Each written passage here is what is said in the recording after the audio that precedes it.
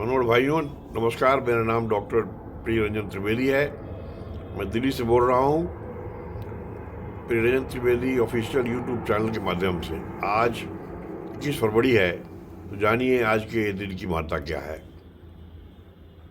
आज अंतर्राष्ट्रीय मातृभाषा दिवस है और साथ ही साथ अनाज मुक्त दिवस भी आज है।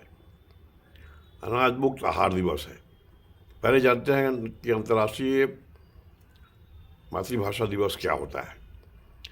यूनेस्को ने इस दिन को घोषित किया, 21 फरवरी को हम पूरे दुनिया में मनाएंगे मातृभाषा दिवस, अंतर्राष्ट्रीय मातृभाषा दिवस।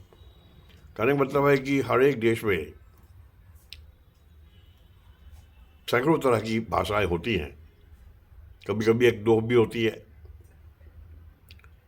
कनाडा में फ्रेंच है और इंग्लिश है, अमेरिका में इंग्लिश है, यूके में इंग्लिश है।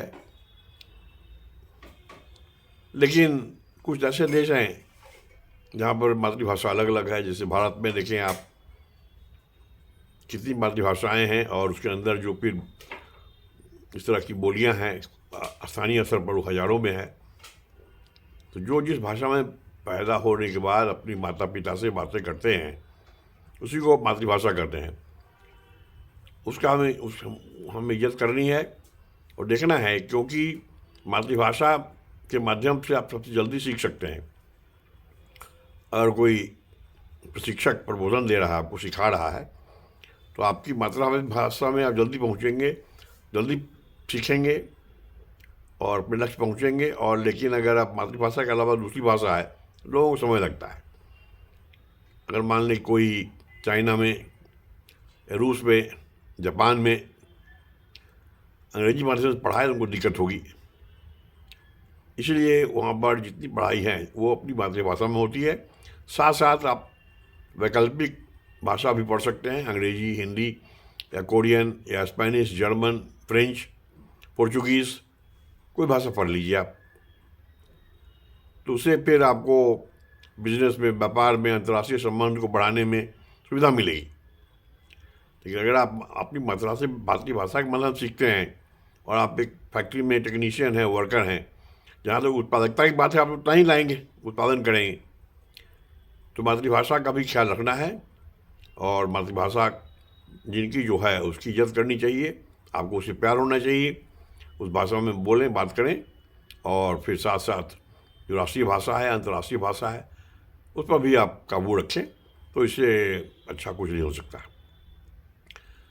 दूसरा कारण है कि आज अनाज मुक्त दिवस है। आप देखें कि ऐसे लोग जो किसी भी बीमारी के कारण, जो उनके चिकित्सक हैं, डॉक्टर हैं, उनको सुझाव दिया गया है कि आप अनाज मुक्त भोजन आहार प्राप्त करें, तो उनकी स्थिति क्या होगी आप एक दिन करके देखिए।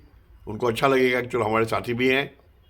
दूसरी बात है कि आपको भी लगेगा कि आप केवल अनाज कम खाते हैं, उसके बाद आप उसके बदले आप अनाज मुक्त जैसे फल हुआ या फलों के माध्यम से बनाए हुए आटा हुआ, चावल हुआ, आलू के माध्यम से या फिर गोभी के माध्यम से, किसी तरह से आप देख रहे हैं कि केले के माध्यम से, तो करेंगे तो आपको मज़ा आएगा। इसलिए उस पर भी ध्यान दें। कल हम लोग 22 फरवरी बात करेंगे। धन्यवाद।